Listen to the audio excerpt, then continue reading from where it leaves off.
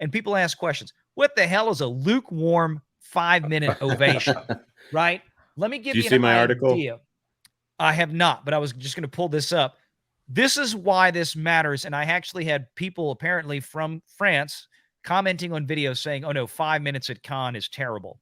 This is what a good one is. A 9-minute standing ovation for Martin Scorsese's Killers of the Flower Moon. Like a they'll do 15 minutes. 15-minute ovations were the best. Yeah, a rousing 9+ minute standing ovation for Martin Scorsese. So when we go back and we look at this kind of stuff, this is what's disconcerting. Pro, take everybody kind of through what went on here and what's been going on with Lucasfilm, what you've been hearing, what we've been talking about. So things were rather crazy on Thursday. First of all, people need to understand that this was supposed to be the big, big day for Kathleen Kennedy. This was supposed to be the big, big day for Hollywood royalty. Cannes, the film festival, is not the place that you go if you want to find people that would go to Celebration, Star Wars Celebration. It's not the place you go if you want to meet the average Joe from America. This is for the uppity ups. This is for the elites, the highest level cinephiles and cinema aficionados in the world. These are Kathleen Kennedy's people.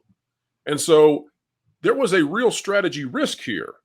To put Indiana Jones, the Dial of Destiny at the Cannes Film Festival means that you're putting it out into the public. Now, of course, the elites, absolutely, but definitely out in the public, and reviews would be forthcoming.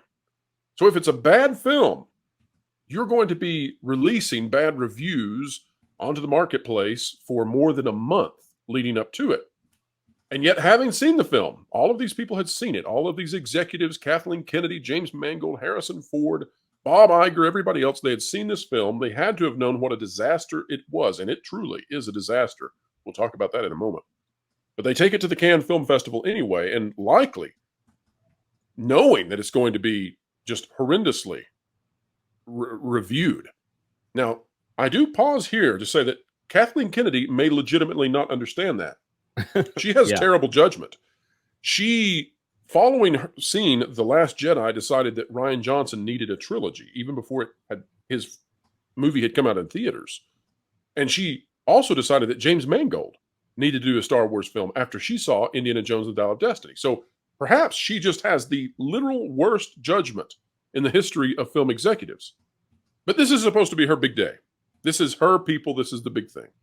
You know what I literally think? As she is going in to the theater, and we know this because we use timestamps in the articles to go back and walk through this forensically.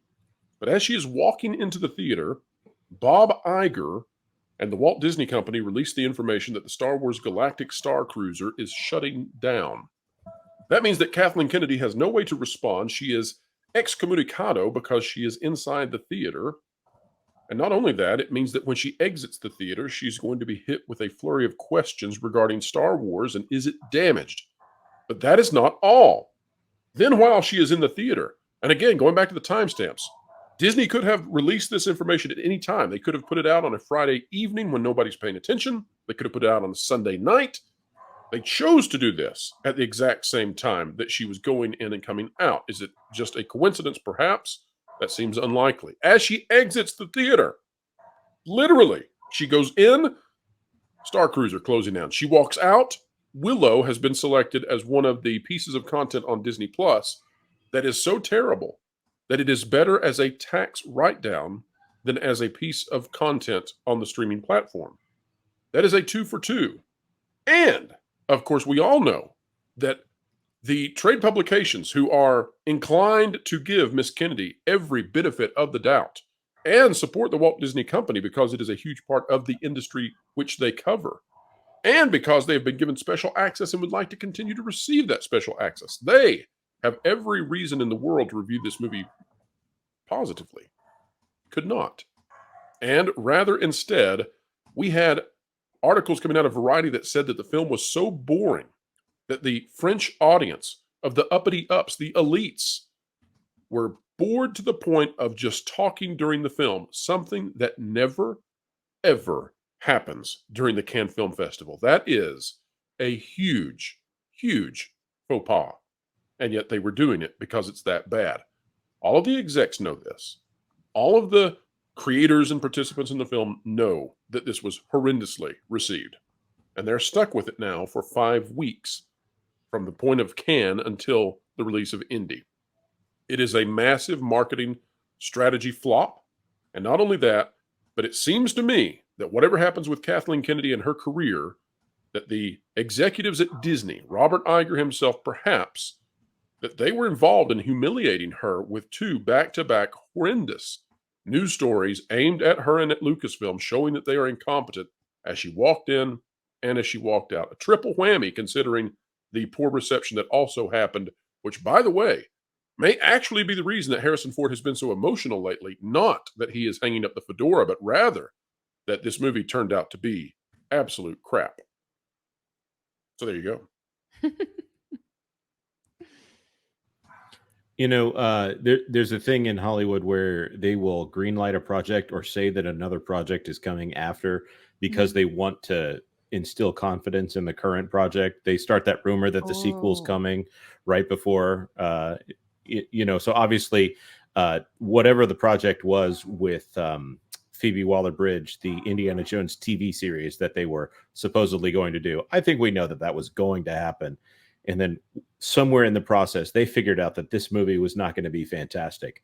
But I think, honestly, Pro, you kind of said this here, that Kathleen Kennedy thought this was going to be a good movie, that she watched this and no accounting for taste.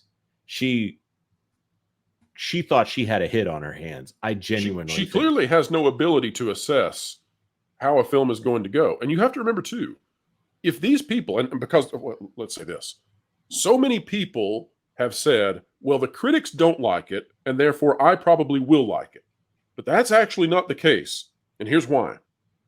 Usually when the critics don't like something, it's because they don't like the message that's in it that average people do like. And I don't mean averages in you're not awesome. I mean averages in people who have common sense.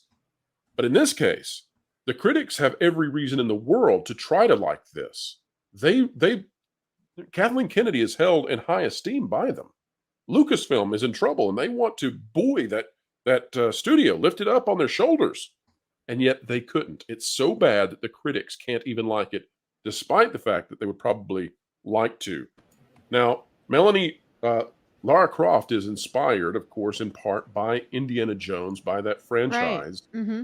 Are you shocked at all that, given the length of production, the length of development, that they could not even, I mean, this thing, if you look at top critics, it's down in the 30%. Yeah. It's going to be a rotten score. There's no way around it. Are you shocked that they couldn't pull this out? Yes and no. This whole adventurer genre in general doesn't bode well with woke people and the writers who write these things, because essentially when you take a character like Indiana Jones or Lara Croft, is that they're kind of grave robbers in a way. And so it's really hard for them to mix their woke message with that. And so in the case of what we're seeing, like with Indiana Jones, for example, it's like they had to take Phoebe Waller-Bridge's character to kind of humble him, kind of just beat him up, make fun of him, poke fun of him, make him, look like, make him look bad, humiliate him in a way. And then with Lara Croft, they had to go a different angle of, okay, well, her stealing artifacts, that doesn't fit well with this message, and we want Lara Croft to be woke now, so now she's gonna take artifacts and return them to their rightful owners. She's a protector of artifacts now, not a grave robber anymore. So I just feel like the entire genre, this entire adventurer type movies or games or anything like that, when you have woke writers who are a part of it, it doesn't work. It's Melanie, not gonna work. the other problem is that in the case of Indiana Jones, of course, some of those relics that have been used in the original trilogy are Christian in nature. And of course, now the woke writers are not going to have that occur, because if they do, then they affirm Christianity in some way, and that is a major no-no. And they even went so far in this film that there's a fake relic. There's a relic that is the spear that pierced the side of Christ, apparently. That's supposed to be in the film. Oh, the Spear of Destiny. Yeah. But it has no power. It is a false relic. Wow. And so, yes. So it's very clever how they got away from that now. Oh, that does not surprise me. Kathy Kennedy is so full of her own hubris that she felt like she could waltz in there to Cannes, put this out there 5 weeks before its global release, and just be praised for, you know, being the brilliant genius or whatever she thinks she is. Obviously, it did not go that way. And people keep asking, or people keep making comments about, well, you know, Kennedy's been around a long time, and look, she was involved in all these big movies and blah, blah, blah, blah. I'm like, yeah, it's very different when she actually is in charge, isn't it? She's been standing next to a lot of important things. Yeah, I mean, you know, so many people, you know, they're under this boy who cried wolf syndrome where they think that she can't go. And I understand that. But I actually believe that this is the unforgivable sin in Hollywood simply because she's Hollywood royalty. You can't get rid of Hollywood royalty under almost any circumstance. But she has now humiliated other Hollywood royals. She has humiliated Harrison Ford. She has humiliated Bob Iger yet again. And I think that if this movie comes out and loses hundreds of millions of dollars, given the financial situation Disney now finds itself, I think she may be sunsetted out. She'll go to a legacy position where it looks like she's been given some sort of some kind of promotion. She'll get executive producer credits on some stuff. She'll get tons of stock. There's going to be no frog marching her out, no negative articles. Nope. But they can't have her be in charge of a studio that has 3 movies on the horizon, and those 3 movies continue to be hundreds of millions of dollar busts at the box office. Renegade.